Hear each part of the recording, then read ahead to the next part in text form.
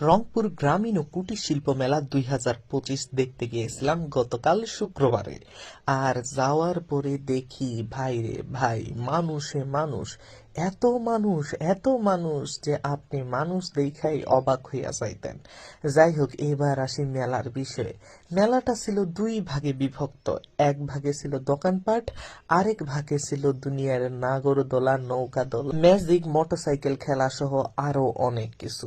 তো আমরা প্রথমেই চলে গিয়েছিলাম ওই ভাগে, যে এই ভাগে অনেক খেলাধুলা আছে। তো সেইখানে যায় তো এক একটা জিনিস দেখি যে কেউ কাপে ঘুরে, কেউ আবার নাগরদোলায় উঠে। তো এইবার আসি আসল কথায়। আপনার আবার মনে হইতে পারে যে এত কিছু তো দেখতাছি, কিন্তু আমি কি কোথাও উঠি নাই? না, আমি কোথাও উঠি নাই।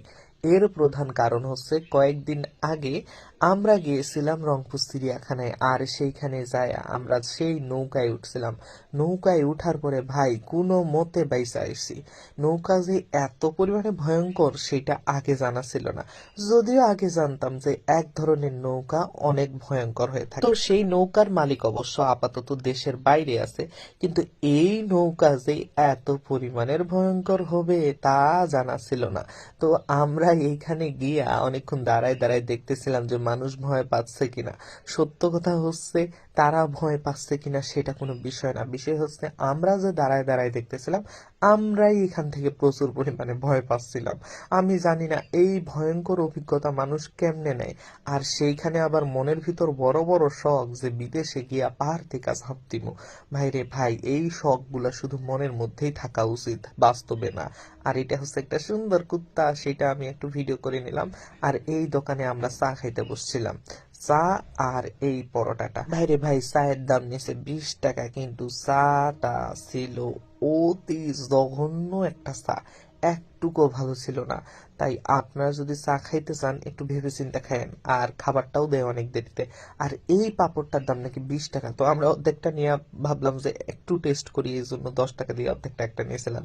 তো এরপর আবার এই দেখা দেখি, এই যে ছোট বাচ্চাদের এগুলা দেখি, দেখতে ভালোই লাগে। তো আমার বান্ধবী কয় সে নাকি এগুলাতে উঠবে। আমি কই তোর কি বাচ্চা আছে যে তুই এগুলাতে উঠতে চাস? তারপর আমি তারে কই তাইলে চল নাগরদোলায় উঠি, নৌকায় উঠি। তো তখন সে কয় না না না, আমি উঠবো না, আমি উঠবো না। এর কারণ হচ্ছে কিছুদিন আগে যে ওই যে উঠছিলাম ওইটা মৃত্যুর হাত থেকে বাইসা ফিরে আসছি, এই জন্য সে আর কোথাও উঠবে না। তো আমারও কোনো ওঠার ইচ্ছা ছিল না, তবে পুরা মেলাটাই ঘুরে ঘুরে দেখতেছিলাম আপনাদের জন্য, যারা যারা যাইতে পারবেন না, বাসায় বসে বসে দেখবেন তাদের জন্য পুরা মেলায় আমি একদমই ভিডিও করে নিয়েছি আপনাদের জন্য।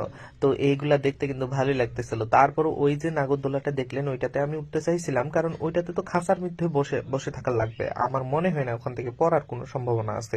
তো আপনারা চাইলে কিন্তু উঠতে পারেন। তো এইবার আমরা কিন্তু ঘুরতে ঘুরতে চলে যাচ্ছিলাম দোকানপাটের ওই পাশে, যে পাশে দোকানপাট আছে। তো যাইতে যাইতে দেখি যে লাইটিং গুলা ধীরে ধীরে দিচ্ছে, কারণ আমরা কিন্তু দিনের বেলা ঢুকছিলাম, আর থাকতে থাকতে কিন্তু সন্ধ্যা হয়ে যাচ্ছিল। আর তখনই এই লাইটিং গুলা জ্বালাচ্ছিল। তো লাইটিং গুলা জ্বালার পরে কিন্তু আরো বেশি ভালো লাগতেছিল। আর ততক্ষণে দেখেন মানুষ দিয়া একদম চারপাশ ভরপুর, হাঁটার পর্যন্ত জায়গা ছিল না একটু করে। তো এইখানে এসে আমরা একটু দোকানপাট গুলা দেখতেছিলাম, দোকানে কি কি আছে। কিন্তু ভাই রে ভাই, এত কিছু থাকার পরেও আমার বান্ধবীর কোনো কিছুই চয়েস নেই যে সে কোনো কিছু একটা কিনবে। আমাদের সাথে আরেকজন ছিল সম্মানিত ব্যক্তি, যাই হোক, তিনি আমাদেরকে বারবার বলতেছিল যে তোমরা দুইজনে কিছু একটা নাও, কিছু একটা নাও, কিছু একটা স্মৃতি নিয়ে যাও। তো আমরা বলতেছি আমরা কিচ্ছু নিব না, এই মেলায় নেওয়ার মতো কিছু নেই। আমার বান্ধবী মেয়ে মানুষ হয়েও সে যদি কোনো কিছু না পায়, আমি একটা ছেলে মানুষ, এই মেলা থেকে কি পাবো বলেন?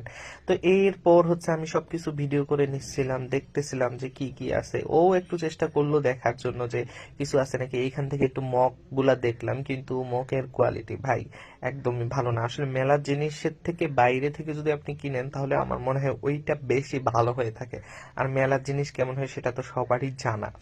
তো এরপরে আমাদের স্যার আমাদেরকে হচ্ছে কিছু চকলেট নিয়ে দিয়েছিল। তো সেগুলা ভিডিও করা হয় নাই, ওই সময় মনে ছিল না। তো এই তো মেলার একদম কাছে আমরা চলে আসছি বের হওয়ার জন্য। তো এইখানে দেখেন অনেক রকমের লাইটিং করছে। আর এই যে ঝিলিমিলি বেলুন, যে এই বেলুন বর্তমানে সেই লেভেলের ভাইরাল। আর এই আয়নাতে আমি নিজেরই একটু দেখানোর চেষ্টা করতেছিলাম। তো এটাই হচ্ছে আমি। তো যাই হোক, আপনারা পুরা মেলা দেখলেন, কেমন লাগলো সেটা অবশ্যই জানাবেন। আপনাদের জন্য এত কষ্ট করে ভিডিও করেছি, সবাই ফলো করবেন, লাইক করবেন, কমেন্ট করবেন। ধন্যবাদ।